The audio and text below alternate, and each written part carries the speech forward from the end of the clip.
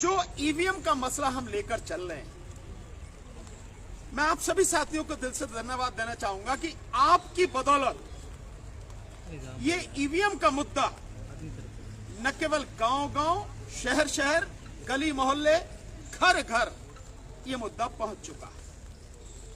हम लोगों को सब लोग देख रहे हैं और हमारे अलावा भी जो जगह जगह देश में अलग अलग जगह साथी लगातार आंदोलन कर रहे हैं। इस विषय में मैं आपको बताऊं, महाराष्ट्र बहुत जबरदस्त तरीके से आंदोलन कर रहे हैं। हम लोग होके आए वहां पर, नागपुर में बहुत जबरदस्त मीटिंग रही। इसके अलावा गोवा, आप अंदाजा लगाइए कि गोवा में कुल जो वोट हैं 11 लाख वोट हैं टोटल, 2 पार्लियामेंट्री कॉन्स्टिट्यूंसी हैं। और अभी हम जो पीछे गए हैं 4 तारीख को, 1 लाख लोगों ने चीफ इलेक्टोरल ऑफिसर को जो ज्ञापन दिया, 1 लाख लोगों ने सिग्नेचर करके उसके साथ में दिए। कितनी जबरदस्त मीटिंग है, हाईली एजुकेटेड लोग हैं वहां के। 10.25% लोगों ने ईवीएम को हटाने के लिए ज्ञापन के साथ में सिग्नेचर अपने करके दिए। ये आंदोलन इस तरह से फैल रहा है। लेकिन इसके साथ साथ, इससे पहले मैं आंध्र प्रदेश में गया, कडप्पा में बहुत जबरदस्त मीटिंग वहां पर हुई है। कडप्पा में हम लोग लगातार साउथ में बहुत जबरदस्त तरीके से ये चीजें चल रही हैं। कोशिश हम लोग कर रहे हैं कि मीटिंग हो, लेकिन अब क्योंकि ये रमजान का पावन महीना भी शुरू हो गया है, मैं आपके माध्यम से ये बधाई भी देना चाहूंगा सभी मुस्लिम समाज के मेरे साथियों को, भाइयों को। रमजान के जो ये पावन महीना है उसकी बहुत बहुत उनको मुबारकबाद। एक बात जो सिंपल हम कहना चाह रहे हैं, जो 23 तारीख को शहीद आजम भगत सिंह जी का शहीदी दिवस है, उस दिन जो ईवीएम के लिए जो प्रोग्राम सबसे अभी निवेदन किया गया, आदरणीय राजेंद्र पाल गौतम जी ने जो बताया, उसमें छोटा सा बस आपको क्लियर करना चाहता हूं कि देश में हर व्यक्ति से हमारा ये निवेदन है, वो चाहे गांव में रहता हो, शहर में रहता हो, किसी शहर में मोहल्ला हो, बड़ा हो, वहां हो, जहां भी उनको ठीक लगे वहीं पर सारे के सारे लोग इकट्ठे होकर 10, 20, 50, 100, 200, 500 जो भी उस दिन इकट्ठे हों और 2 काम उस दिन करें।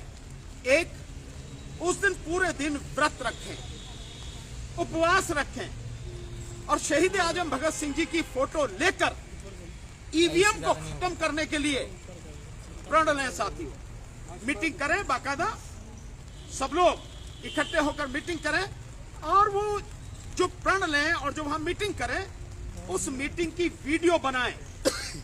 जो भी अच्छे बोलने वाले साथी हो बोले, 2, 3, 4 जो उनकी सबकी वीडियो बनाएं, छोटी छोटी वीडियो बनाएं और इन वीडियोस को सोशल मीडिया पर डालें। जिस तरह से हम लोग ये प्रेस कॉन्फ्रेंस करके डालते हैं, जो भी कहीं मीटिंग होती है, आंदोलन होता है, हम उसकी वीडियो बना के डालते हैं, ऐसे ही आप भी डालें। इसका नतीजा क्या होगा? इसका नतीजा यह होगा कि हमारे साथ साथ पूरी दुनिया को, देश के लोगों को, सरकार में बैठे हुए गूंगे बहरे लोगों को, देश की अदालत को, सामाजिक संगठनों के जो जुड़े हुए लोग हैं, जो आपके सिविल सोसाइटी के जो लोग हैं, उन सबको पता लगेगी कि आंदोलन कितना नीचे तक पहुंच चुका है। और अगर ईवीएम को नहीं हटाया, जबरदस्ती ईवीएम से चुनाव कराने की कोशिश की सरकार ने और इलेक्शन कमीशन ने, तो इसके परिणाम कुछ और ही होंगे। ये मैसेज वहां तक पहुंचना चाहिए, तो इसलिए वीडियो बनाया। मैं शहीद भगत सिंह जी की जो बात हम लोगों ने डिसाइड की है, देखिए शहीद भगत सिंह जी के विषय में 2 कोटेशन में उनकी कही हुई बात जो मैं आपके सामने रखता हूं, इसको समझना बहुत जरूरी है। 23 साल की उम्र में एक व्यक्ति कितनी व्यापक और कितनी सामाजिक और मानवीय सोच लेकर जीवन जीने वाला हो सकता है, 2 उनके कोटेशन इससे अंदाजा लगाएं। शहीद भगत सिंह जी ने कहा था कि क्रांति का मतलब ये नहीं है कि इसमें खून खच्चर हो, हथियार उठाए जाएं। क्रांति का मतलब है कि जो अन्याय और असमानता पर आधारित व्यवस्था है, वो व्यवस्था बदलकर समानता और न्याय पर स्थापित व्यवस्था कायम की जाए। अब सोचिए कितनी बड़ी बात है कि समानता और न्याय पर आधारित व्यवस्था होनी चाहिए, ताकि हर किसी को न्याय मिल सके, समानता मिल सके, हर किसी का सम्मान हो सके। दूसरा, एक और बहुत बड़ी बात कही थी उन्होंने, जब उनसे पूछा तो उन्होंने कहा कि भारत में संघर्ष तब तक चलेगा, इस बात को समझिए आप। और मैं लोगों से भी कहना चाहता हूं कि भारत में संघर्ष तब तक चलेगा, ये शहीद भगत सिंह जी के शब्द हैं कि भारत में संघर्ष तब तक चलेगा जब तक शोषण करने वाले लोग, जो कमजोर और गरीब लोग हैं, उनका शोषण करना बंद नहीं कर देंगे। शोषण करने वाले लोग, ये जरूरी नहीं कि वो अंग्रेज ही हो, वो अंग्रेज भी हो, उनके साथ में गठबंधन किए हुए भारतीय हो, और चाहे मूल रूप से भारतीय हो, ये तब तक संघर्ष चलेगा। आज वही स्थिति है। आज अंग्रेज तो नहीं है, लेकिन अंग्रेजों के बाद जिन लोगों ने ये सत्ता हाथ में ली है, और आज जिनके पास सत्ता है, इन्होंने तानाशाही की तमाम जो सीमाएं हैं वो सब खत्म कर दी है, और लगातार अन्याय और अत्याचार करते चले जा रहे हैं। यहां तक कि न्यायपालिका को भी अपनी बदमाशियों से बख्श नहीं रहे हैं। एक बहुत छोटी सी बात, बाकी उसके विषय में हमारे मलिक साहब बताएंगे, पर मैं एक चीज आपको बता रहा हूं। एक बड़ी मजेदार बात हुई है, जब ये इलेक्टोरल बॉन्ड का जो फैसला 11 तारीख को जो हुआ है, और कहा उन्होंने कि 12 तारीख की शाम को आपको हर सूरत में देना होगा, एसबीआई को जो कहा, और एसबीआई ने दे भी दिया। जब आपके पास था ही अवेलेबल, हर कोई जानता था, तो समय क्यों मांग रहे थे? इसी से पता लगती है कि किस तरह से सरकार इन तमाम संस्थाओं को अपने कंट्रोल में करके कोई भी ऐसी चीज जिससे सरकार नंगी हो जाए वो लोगों के बीच में ना आए, उसके लिए काम कर रही है लगातार। फिर भी तो सुप्रीम कोर्ट के इस आदेश के बाद एक बड़ी मजेदार बात हुई। हमारे यहाँ जो सुप्रीम कोर्ट के जो प्रेसिडेंट हैं, उन्होंने एक लेटर लिखा है। मैं चाहता हूं उसका खुलासा वही कर दें। मैं मलिक साहब कहेंगे, मैं पूरा करेंगे, मैं छोटा सा, मतलब ये भी बड़े दुख की बात है कि सुप्रीम कोर्ट का प्रेसिडेंट राष्ट्रपति को लिख रहा है कि भाई इस विषय पे आप जो है सुप्रीम कोर्ट से सलाह मांग लो।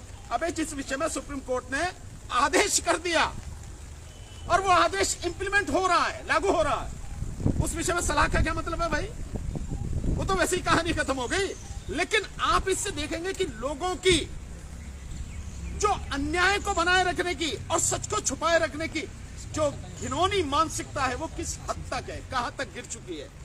सर वो 23 तारीख को भाजपा हटाओ देश को, जी उसी दिन एक और भी हैशटैग चलेगा 23 तारीख को, भाजपा हटाओ देश बचाओ, भाजपा हटाओ _ देश बचाओ, ये भी हैशटैग 23 तारीख को चलेगा।